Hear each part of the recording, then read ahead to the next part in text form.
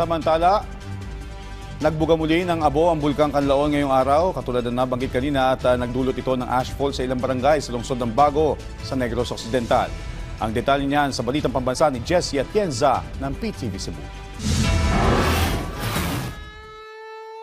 Mag-aalas 12 ng tanghali, umalingaw-ngaw ang sirena sa Barangay Masulog matapos muling magbuga ng abo ang Bulkang Kanlaon.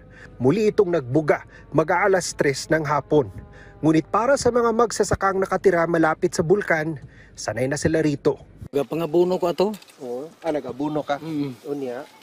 Okay man ang mga lantaw nga na okay man din mo mahadlok god. Wala namang unaanad nung Ayon sa Kanlaon City LGU, bagamat nasanay na rin sila sa ganitong sitwasyon, hindi pa rin sila nagpapakampante.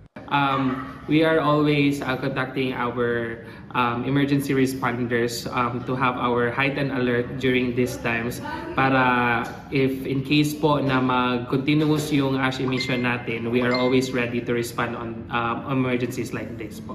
Minomonitor naman ng City Disaster Team ng lungsod ng Bago sa Negros Occidental ang ilan sa kanilang mga barangay na tinamaan ng ashfall.